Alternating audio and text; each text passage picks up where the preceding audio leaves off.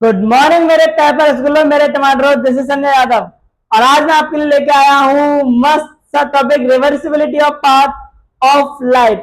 यानी कि आज मैं आपको बताता हूँ कि किस तरीके से लाइट आपकी पहले किसी मीडियम में, देन किसी मीडियम में और फिर दोबारा से सेम मीडियम में आने के बाद में किस तरीके से रिवर्सिबिलिटी दिखाती है, वो हम जानेंगे। फिर मैं आपको बताऊंगा इमरजेंट रे के बारे में एंड लेटरल डिस्प्लेसमेंट के बारे में। तो बिना टाइम वेस्ट किए कर लेते स्टार्ट। तो सबसे पहले देखते हैं reversibility of path of light. ठीक है, तो बेटा रिवर्सिबिलिटी पाथ ऑफ लाइट कैसे है बेटा, देखो सुनो।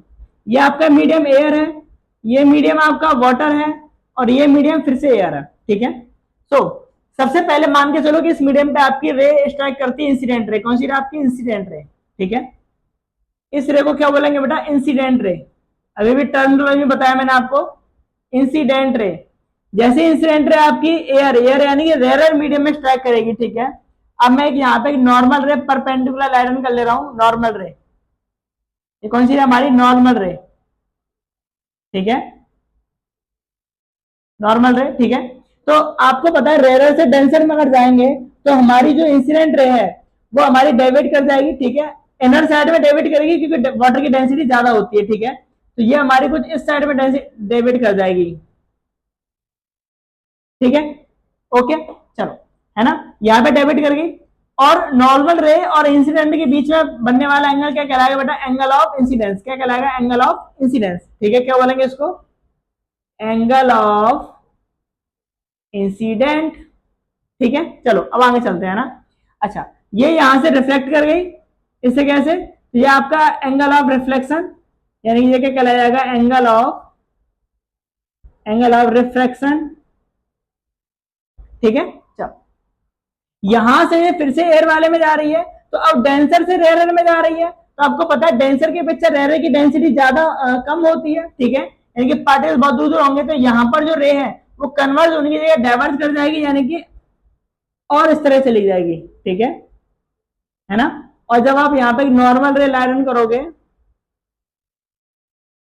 तो अब हमारी जो इंसिडेंट रे वो ये वाली होगी। ये वाली हमारी इंसिडेंट यानी कि एंगल ऑफ इंसिडेंस, और ये कहला जाएगी इंसिडेंट रे। इंसिडेंट रे ये हो गया हमारा, यहां लिख देता हूं यार, ये हो गया हमारा angle of reflection, reflection sorry. ठीक है, और ये हमारी रिफ्लेक्टेड हो गई। लेकिन इस रे को जब आपकी रे, सुनना ध्यान से बेटा, जब आपकी रे जिस मीडियम से चली हो बीच में डेंसर वाले मीडियम आने का दोबारा से उसी मीडियम में आ जाए, तब उस रे को बोलते हैं इमरजेंट रे। क्या बोलते हैं बेटा? Emergent ray. अब इस रे को बोलेंगे emergent ray, EMERGENT, emergent ray.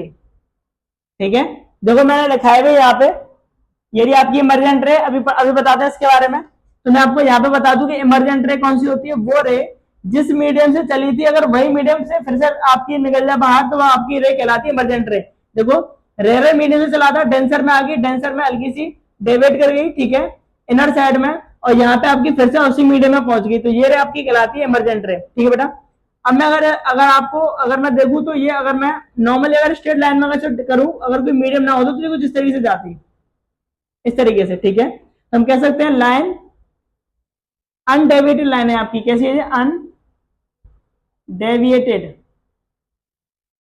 Undeviated line. ठीक है, तो इमरजेंट रे समझ में आ गया हमारा, है ना। अच्छा, एक और होता है लेटरल डिस्प्लेसमेंट।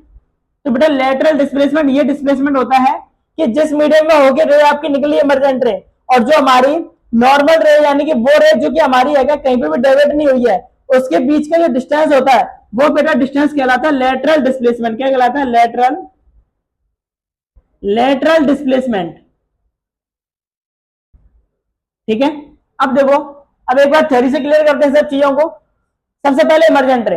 इमरजेंट रे क्या होती है? द रे दैट पासिस थ्रू, यानी कि वो रे जो पास करती है अ सर्टेन मीडिया, एक सर्टेन मीडिया से पास करती है। ठीक है, एंड देन रिटर्न, और वापस टू इट्स ओरिजिनल मीडिया, यानी कि वो रे जो कि एक सर्टेन मीडिया से गई, यानी कि एयर से पानी में गई, और दोबारा से अपने उसी वाले मीडियम में आ जाए, वो रे कहलाती है इमरजेंट रे। तो देखो हमने साफ साफ देखा, पहले एयर से चालू हुई थी, वापस से एयर में ही आ गई, तो वो रे क्या कहलाएगी? Emergent ray. ये लिखा हुआ है, क्या बात है, डिफाइन क्लियर हो गई। नेक्स्ट है एंगल ऑफ इमरजेंस। अब भैया इन दोनों के बीच में जो एंगल बनेगा वो कहलाएगा एंगल ऑफ इमरजेंस। क्या कहलाएगा बेटा? Angle of emergence. ठीक है, तो एंगल बिटवीन नॉर्मल रे एंड इमरजेंट रे क्या कहलाता है? Angle of emergence. ठीक है, नेक्स्ट है लेटरल डिस्प्लेसमेंट। तो देखो मैंने अभी भी आपको बताया कि इमरजेंट रे और जो आपकी वो रे जो एकदम डेविएट नहीं हुई है, जो हमने स्ट्रेट लाइन लेट कर लिया कि अगर ये डेविएट नहीं होती सेम मीटर मेथड तो इस तरीके से जाती, उनके बीच का जो डिस्टेंस होता है वो कहलाता है लेटरल डिस्प्लेसमेंट। यानी कि अगर मीडियम नहीं होता, वाटर नहीं होता, तो एयर में ये लाइन इस तरीके से जाती और वाटर की वजह से इन दोनों के बीच में इतना डिस्टेंस आ चुका है। ठीक है, तो it is the perpendicular shift of the path incident ray. देखो इंसिडेंट रे के परपेंडिकुलर शिफ्ट है when it travel through a certain media and then return to its original media। यानी कि वो मीडिया जो किसी सर्टेन मीडिया से निकले और वापस से उसी ओरिजिनल मीडिया में आ जाए, और उसके बीच का जो डिस्टेंस दे रखा है there is a lateral displacement. बेटा मेरे टमाटरो मेरे रसगुल्लो, ठीक है। तो इस तरीके से हमने अपना रिवर्सिबिलिटी पाथ ऑफ लाइट एकदम क्लियर कर लिया है। ठीक है, इसके बाद हम लोग नेक्स्ट टॉपिक पे आएंगे, लेकिन उससे पहले एक इन्फॉर्मेशन कि हमारी per day live class on YouTube पे इवनिंग यानी कि शाम को 8 बजे आती है, प्लीज जरूर देखें। Thank you so much.